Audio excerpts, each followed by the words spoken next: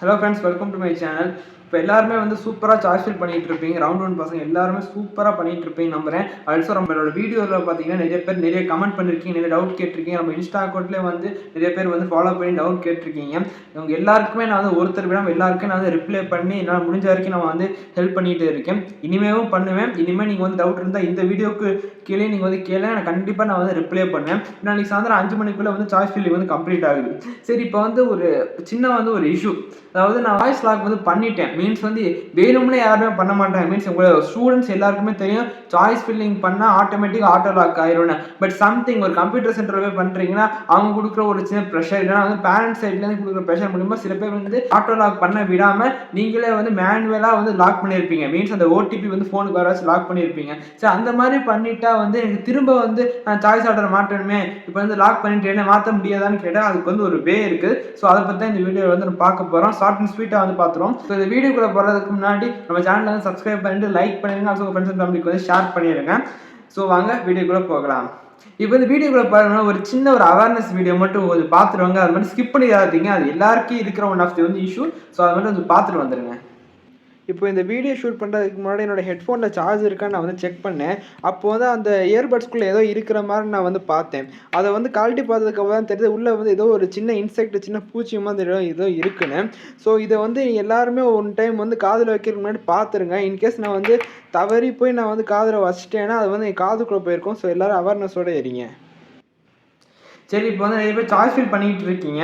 அதில் பார்த்தீங்கன்னா வந்து இப்போ கடைசி வரைக்கும் நாளைக்கு சாயந்தரம் சாய்ஸ் ஃபில் வந்து கம்ப்ளீட் ஆகுதுன்னா இப்போ வரைக்குமே வந்து அந்த கோர்ஸ் எடுக்கலாம், இந்த கோர்ஸ் எடுக்கலாம், நிறைய கன்ஃபியூஷனில் இருக்கீங்க. நான் ஒன்று மட்டும் சொல்கிறேன், டவுட் கேட்குறது வந்து தப்பே கிடையாது. இந்த காலேஜ் பெட்டர், அந்த காலேஜ் பெட்டர், இந்த கோர்ஸ் பெட்டர், அந்த கோர்ஸ் பெட்டரானு வந்து கேட்குறது தப்பே கிடையாது. பட் வந்து அதை நீங்கள் வந்து ஓவராக வந்து கன்ஃபியூஸ் ஆகாமல் இருக்கணும். அதுதான் வந்து முக்கியமான விஷயம். இப்போ பார்த்தீங்கன்னா ஒவ்வொருத்தவங்க பாயிண்ட் ஆஃப் வியூ ஒவ்வொரு மாதிரி இருக்கும். இப்போ வந்து நீங்கள் வந்து மனசார ஒரு காலேஜ் பிடிச்சி மனசார ஒரு கோர்ஸ் பிடிச்சி நீங்கள் சாய்ஸ் ஃபில் பண்ணியிருப்பீங்க.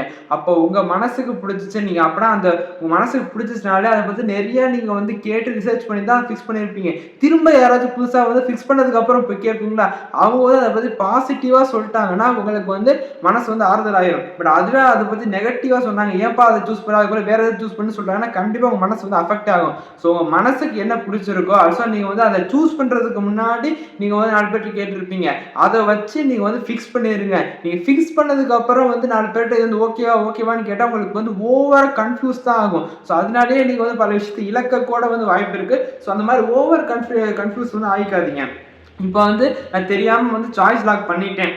இப்போ வந்து நான் மாற்றணும், நான் அந்த கோர்ஸ் இந்த கோர்ஸ் மாற்றணும், நான் அந்த காலேஜை வந்து மேலே வச்சு இந்த காலேஜ் வந்து கீழே வைக்கணும், அந்த மாதிரி சில பேர் இருப்பீங்க. இதுக்கு வந்து என்ன பண்ணலான்னு வந்து நான் வந்து சொல்கிறேன். அதாவது டிஎன்இ வெப்சைட்டில் பார்த்தீங்கன்னா அந்த மாதிரி நம்ம வந்து மேனுவல் லாக் பண்ணிட்டா வந்து அது திரும்ப மாற்ற முடியாதுன்னு மட்டும் தான் போட்டிருக்காங்க. பட் அது வந்து மாற்றலாம். அது எப்படின்னா உங்களோட அருகாமையில் இருக்கிற டிஎஃப்சி சென்டர், டிஎன்ஏ ஃபெசிலிட்டி சென்டர்னு சொல்லுவாங்க. டிஎஃப் சென்டருக்கு வந்து போயிட்டீங்கன்னா அவங்ககிட்ட உங்களோட ப்ராப்ளம் மாதிரி நான் வந்து ஒரு தெரியாமல் நான் வந்து லாக் பண்ணிட்டேன் அப்படின்னு ஒரு உங்களோட ரீசனை வந்து அவங்க வேலிடான ரீசனை வந்து சொல்லணும். சொன்னீங்கன்னா அவங்க வந்து ஒரு ஃபார்ம் தருவாங்க. அந்த அதில் உங்களோட ஆதார் கார்டு காப்பியை வந்து அட்டாச் பண்ணி ஃபில் பண்ணி அவங்கள்ட்ட கொடுத்துட்டீங்கன்னா ஜஸ்ட் ஒரு 20 மினிட்ஸில் பார்த்தீங்கன்னா அவங்களுக்கு உங்களோட சாய்ஸ் லாக் வந்து அன்லாக் பண்ணி கொடுத்துருவாங்க. நீங்கள் வந்து அதை வந்து திரும்ப உங்களுக்கு தேவையான கரெக்ஷன்ஸ்லாம் பண்ணிவிட்டு அதை அப்படியே விட்டால் போதும். நாளைக்கு சாயந்தரம் 5 மணி அதுவே லாக் ஆயிரும். சரி, இப்போ நான் சொல்கிறேன், இப்போ உங்களால் பண்ண முடியுமா, தாராளமாக வந்து பண்ணலாம். மீன்ஸ் நாளைக்கு காலையில் ஃபுல்லாக டைம் இருக்குது. ஸோ வந்து நீங்கள் ஆல்ரெடி பண்ணுறது கரெக்ஷன் தான் பண்ண போகிறீங்க. ஸோ திரும்ப ஃபஸ்ட்லேருந்து வந்து அடிக்க போகிறது கிடையாது. ஸோ அதனால் பார்த்தீங்கன்னா நீங்கள் நாளைக்கு காலையிலேயே போய் கூட டிஎஃப்சி சென்டர் இன்கேஸ் உங்களுக்கு அது மாதிரி லாக் பண்ணியிருந்தீங்கன்னா டிஎஃப்சி சென்டரில் போயிட்டு நீங்கள் இந்த மாதிரி எழுதி கொடுத்துட்டு ஜஸ்ட்டு ஒரு அரை மணி நேரம் 20 நிமிஷம் அவங்க அன்லாக் பண்ணி விட்டுருவாங்க. ஸோ நீங்கள் வந்து உங்களோட சாய்ஸ் ஆர்டர் வந்து திரும்ப ரீகரெக்ட் வந்து பண்ணிக்கலாம். இது one of the way. But இது வந்து நியூமரஸ் டைம் வந்து பண்ண முடியாது. ஒன்லி ஒன் டைம் தான் இந்த ஆப்ஷன் இருக்குது. ஸோ அந்த ஒன் டைம் உங்களுக்கு தேவைப்பட்டால் நீங்கள் வந்து யூஸ் பண்ணிக்கோங்க. இன்கேஸ் நான் எல்லாமே கரெக்டாக வச்சுட்டேன், இந்த மாதிரி ஒரு ஆப்ஷன் இருக்குது. ஸோ அதனால் லாக் பண்ணதே திரும்ப நான் வந்து ஒரு ஆள் அன்லாக் பண்ணி மாற்றலாமான்னு கேட்டால் வந்து அது உங்களோட இஷ்டம். பட் வந்து உங்களுக்கு எல்லாமே கரெக்டாக வச்சுட்டேன்னா அப்படியே விட்டுருங்க.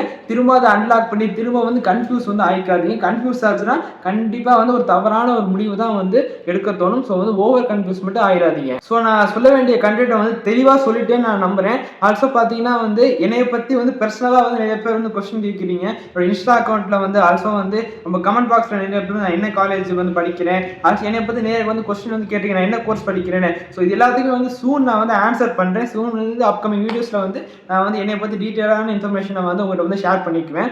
ஸோ வந்து இதோட இந்த வீடியோ வந்து முடிஞ்சிச்சு. இந்த வீடியோ கண்டிப்பாக யூஸ்ஃபுல்லாக இருக்கும். ஸோ வந்து சப்ஸ்கிரைப் பண்ணிட்டு இந்த வீடியோ கொஞ்சம் லைக் பண்ணிடுங்க. ஆல்சோ வந்து தெளிவாக சாய்ஸ் ஃபில் பண்ணுங்கள், கரெக்டாக பண்ணுங்கள். ஸோ வந்து அடுத்த ஒரு அப்டேட்டில் வந்து நம்ம கண்டிப்பாக சந்திப்போம். மீன்ஸ் அடுத்த அப்டேட் வந்து அலாட்மெண்ட் ஆர்டர், அதை பற்றி நம்ம வந்து சூன் பேசுவோம். அலாட்மெண்ட் ஆர்டர் வர்றதுக்கு முன்னாடி அதை பற்றி உங்களுக்கு தெளிவான இன்ஃபர்மேஷன் வந்து நான் உங்களுக்கு வந்து கொடுத்துருவேன். Thank you friends.